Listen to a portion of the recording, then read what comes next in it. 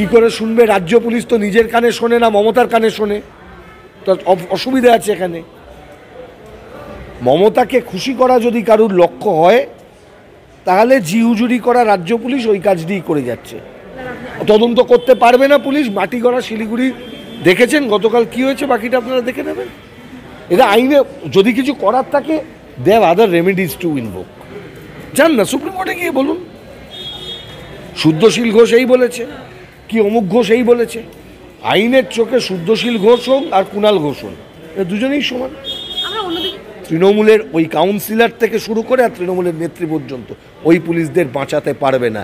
ধর্মের কল বাতাসে নড়ে, পাটুলি থানার আইসির সাদা প্যান্ট কাদায় ভিজে যায়।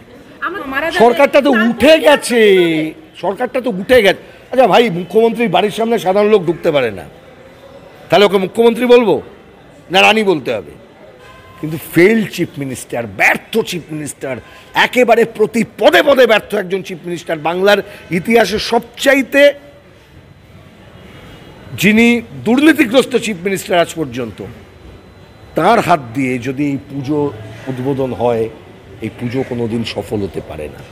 হাইকোর্টে আসার প্রয়োজন ছিল না। কলকাতা পুলিশ বা পশ্চিমবঙ্গ পুলিশ বা রাজ্যের সরকার যদি একটু আইন কানুন সম্পর্কে সচেতন থাকতেন, এটাতে কি করা উচিত ছিল তাদের জানা উচিত। একটা মামলা চলছে সুপ্রিম কোর্টে, প্রতি সপ্তাহে মামলাটা ওঠে, আবার 1-2 সপ্তাহ পর মামলাটা উঠবে সুপ্রিম কোর্টে। এই মামলা শুনছেন চিফ জাস্টিস অফ ইন্ডিয়া এবং জাস্টিস মিশ্রা, জাস্টিস বাড়িওয়ালা চলছে। সেই মামলার সম্পর্কে, সেই মামলার শুনানি সম্পর্কে শুদ্ধশীল কিছু কমেন্ট করেছে। আমি কমেন্টকে সমর্থন করি না করি, that is not the important thing. Shuddhashil Ghosh যা বলেছেন তাকে যদি আপনি জিজ্ঞেস করেন, আমাকে, আমি একজন আইনজীবী হিসেবে আমি সমর্থন না করতে পারি, কারণ আই বিলিভ যে জুডিশিয়ারির সম্মানে ভাষা একটু ঠিক হওয়া উচিত। কিন্তু তার মানে শুদ্ধশীল ঘোষ কোনো ক্রাইম করেননি, অপরাধ করেননি। উনি কাউকে কোথাও কোথাও যদি কেউ অপমানিত হয়ে থাকেন, তাহলে it is for that authority. এখানে প্রশ্নটা আসছে supreme court of India, chief justice of India, তারা কি কোনো অভিযোগ করেছিলেন শুদ্ধশীল ঘোষ সম্পর্কে? বা সুপ্রিম কোর্ট রেজিস্ট্রি থেকে কোনো অভিযোগ এসছে? না। তাহলে শুদ্ধশীলের ভিউকে আপনি সমর্থন করুন বা না করুন, একথা আপনাকে বলতে হবে Shuddhashil has not committed any crime, যার জন্য সেকশন 35 অফ ভারতীয় নাগরিক সুরক্ষা সংহিতাতে নোটিশ দেওয়া যায় না। গতকাল মহামান্য বিচারপতি অমৃতা সিনহা আইন কানুন দেখে এটাই দিয়েছেন। জাস্টিস মান্তার ছবি দিয়ে পোস্টার লাগালো যারা, ওই পোস্টার থেকে সবচাইতে যিনি লাভবান হলেন, ওই কি মানকা গম্ভীর, তার মামলা নিয়ে করেননি বলে জাস্টিস মান্তার বিরুদ্ধে পোস্টার লাগানো হলো। কে মানকা গম্ভীর আমি জানি না, তৃণমূলের আইনজীবী সংগঠন রেড়ে করে উঠল, চোখের সামনে দেখেছি আমরা। জাস্টিস অভিজিৎ গাঙ্গুলি 17 নম্বর কোর্টে বসতেন, লক করে দেওয়া, কোর্ট চালাবো না, কোর্টের বাইরে ধর্না। জাস্টিস জয় সেনগুপ্ত সম্পর্কে মন্তব্য, জাস্টিস সমাপ্তি চ্যাটার্জি সম্পর্কে মন্তব্য, যাকে পছন্দ হবে না তার সম্পর্কে মন্তব্য। ধরে আনতে বললে বেঁধে আনে, ধরে আনতে বললে বেঁধে আনে। এ তো বিষয়টা কেন, পুলিশের এত আগ্রহ কেন? একটা থানায় নয়, মাটিগড়া, শিলিগুড়ি, কলকাতাতেও আরও 2-3টে থানায় এটা করে দেখাবে। দেখো চিফ জাস্টিস অফ ইন্ডিয়া সম্পর্কে এরকম হচ্ছে, আন্দোলনকারীরা এইসব ভাষা ব্যবহার করছে। আরে আইনের ওপর কেউ নেই, আমাদের দেশ রুল অফ লয়ে চলে। এখানে প্রধানমন্ত্রী, চিফ জাস্টিস, রাষ্ট্রপতি থেকে শুরু করে আর আমি তুমি পর্যন্ত সবাই এই রুল অফ ল দ্বারা নিয়ন্ত্রিত। এখানে কেউ কেউ মনে করেন কখনো কখনো আমরা আইনের ঊর্ধ্বে। বাঁশদ্রোণীতে একটা খুব মজার ঘটনা ঘটেছে। পাটুলি থানার ওই যে কি আইসি, ও একটা কদিন আগে একটা পোস্টার লিখেছিল, পোস্ট করেছিল যে কমরেড তোমরা শূন্য বাড়বে না, কালকে কাদায় দাঁড়িয়ে আছে, ওকে ওই কাদাতেই থাকতে হবে। মমতার চাকর বাকরদের ওই হাল হবে, আরও নির্মম হাল হবে। কলকাতা পুলিশ গণশত্রুতে পরিণত হয়েছে, পশ্চিমবঙ্গ পুলিশ গণশত্রুতে পরিণত হয়েছে। ট্রিট দেম লাইক দি অ্যান্টি পিপল পুলিশ। এরা মনে করেছে পশ্চিমবঙ্গের মানুষকে নিয়ে এরা যা ইচ্ছে তাই করবে, দিনের পর দিন চলতে পারে না। আজকে ওই অবস্থা হচ্ছে। তৃণমূলের লোকেরা কাজ করেনি, তৃণমূলের ওই কাউন্সিলর থেকে শুরু করে আর তৃণমূলের নেত্রী পর্যন্ত ওই পুলিশদের বাঁচাতে পারবে না। ধর্মের কল বাতাসে নড়ে, পাটুলি থানার আইসির সাদা প্যান্ট কাদায় ভিজে যায়। আমরা দেখলাম অভয়াকাণ্ডে উনি মৃত ডাক্তার তিনি মারা যাওয়ার পর থেকে নিরাপত্তা নিয়ে ঠিকঠাক করার জন্য উঠে পড়ে লেগেছে। অন্যদিকে দেখলাম বাঁশদ্রোণী। আমি আবার বললাম, অভয়াকাণ্ড নিয়ে এই সরকার একটা ইমপ্রেশন দেবার চেষ্টা করে যাচ্ছে যে এই ঘটনাটা ইউনিক নয়, এরকম ডাক্তারদের উপর আক্রমণের ঘটনা সারা দেশে আছে। সারা দেশে একটা এক্সাম্পল দেখান যেখানে ডাক্তারদের উপর আক্রমণের ঘটনায় কয়েকজন ডাক্তার এবং ডাক্তারের মেডিকেল অ্যাডমিনিস্ট্রেশনের মাথারা ইনক্লুডিং হেলথ মিনিস্টার ইনভলভ। আবার বলছি, অভয়াকাণ্ডের সঙ্গে দেশের বুকে ঘটে যাওয়া, এমনকি গতকাল ইউপিতে নক্কারজনক ঘটনা ঘটেছে, একদম মেলাবার চেষ্টা করবেন না। এই ঘটনা পশ্চিমবঙ্গের একেবারে হেডকোয়ার্টার্স থেকে সরাসরি যোগ না থাকলে বিনীত গোয়েলের ঘাড়ে মাথা হতো না সেদিন ওখানে যাওয়ার।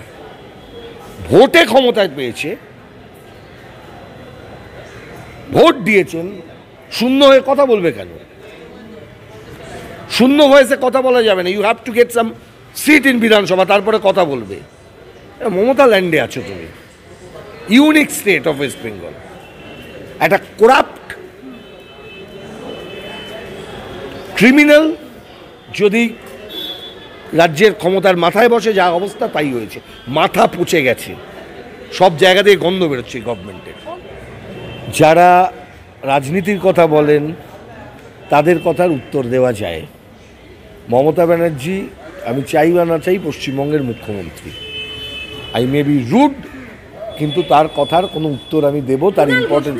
আমি সব আননেসেসারি, আমি বললাম তো, যারা ইম্পর্টেন্ট ব্যক্তিত্ব নন আমার কাছে রাজনীতির প্রশ্নে, তাদের সম্পর্কে উত্তর আমি দেব না। কুণালবাবু তার মতন করে তিনি লিখছেন, যাদের কথা আছে এটা তোমরা চাও, ওটার আবার পাল্টা আবার একটা কেউ বলুক, তারপর পাল্টা কুণাল, পাল্টা অমুক। আমি চাই না, সময় নষ্ট হয়। এরা সময় নষ্ট আমরা করি সেটা চান। আবার বলছি, তৃণমূলের এই যে পরের এই সেকেন্ড রোয়ের যে নেতারা আছে, তাদের কোনো বক্তব্যের কোনো উত্তর দেওয়ার কোনো প্রয়োজন নেই। কুণালবাবুর বক্তব্যের যে কোনো গুরুত্ব নেই, এটা মমতা ব্যানার্জি দেখিয়ে দিয়েছেন। কুণালবাবু এত কিছু বলার পরেও মমতা ব্যানার্জি তাকে রেখে দিয়েছেন। তার বক্তব্যের যদি গুরুত্ব থাকতো, মমতা ব্যানার্জি কুণালবাবুকে এবার আনতেন দলে? উনি তো বলেছিলেন সারদার ওই সময় এ করার কথা। যদি তার বক্তব্যে এত বিশ্বাসযোগ্যতা থাকতো, মমতা ব্যানার্জি তাকে রাখতেন না। ওর সম্পর্কে আমাকে জিজ্ঞেস করো না। সিবিআইকে করতে হবে, করে দেখাতে হবে। সিবিআই যদি না পারে, এরপরে সিজিও ঘেরাও হবে, তারপরে দরকার লাগলে দিল্লিতে ঘেরাও হবে, কিন্তু জাস্টিস নিয়ে ছাড়া হবে। সময়টাকে দেখা, এবং যেটা জয়েন্ট প্ল্যাটফর্ম ফর ডক্টরস, যাদের পক্ষ থেকে আমি সুপ্রিম কোর্টে মামলা অ্যাপিয়ারও করছি, তাদের বক্তব্য বলা হয়েছে, আমরা অনুরোধ করছি যে কর্মবিরতি বাদ দিয়ে অন্য কিছু ভাবার দরকার আছে। কর্মবিরতিটা অনন্তকালের সমাধান হতে পারে না। তৃণমূলের নেতারা ওইসবই দেখবে, সমস্যা সমাধানের কোনো সমস্যা সমাধানটা করুন না। মুখ্যমন্ত্রী এটা বলতে পারছেন না কেন আমি এই র্যাকেট ভেঙে দেবো? এটা বলতে পারছেন না কেন যারা যারা এখানে ইনভলভ আছে থ্রেড কালচারের সঙ্গে, তারা যেই হোক আমি ব্যবস্থা নেব? এখনো বলতে পারছেন না কেন? এখনো পর্যন্ত ডাক্তারবাবুদের অন্যতম দাবি ছিল নারায়ণ স্বরূপ নিগমের পদত্যাগ, তাকে সরিয়ে দেওয়া। সেই নারায়ণ স্বরূপ নিগম এখনো পর্যন্ত সুপ্রিম কোর্টে ইনস্ট্রাকশন নিয়ে উপস্থিত হচ্ছেন। কাউ বিরুদ্ধে ব্যবস্থা নিয়েছে? এখান থেকে নিয়ে গিয়ে ওখানে রেখেছে। বিনীত গোয়েল, কলকাতাতে কটা ঘটনা ঘটে সারাদিনে, ল অ্যান্ড অর্ডার, সব জায়গায় বিনীত গোয়েল যায়। What prompted Vineet Goel to visit that place on that day? বোঝা যাচ্ছে না কি? মুখ্যমন্ত্রী, পুলিশ মন্ত্রী, তিনি কি এতটা অকর্মণ্য? আমার বক্তব্য হচ্ছে এই জায়গায় তিনি জানেন না কারা তার সরকারকে এইভাবে, যদি সরকারের বিরুদ্ধে ষড়যন্ত্র হয়ে থাকে, কারা করছে উনি জানেন না? তৃণমূলের লোকেরা করছে।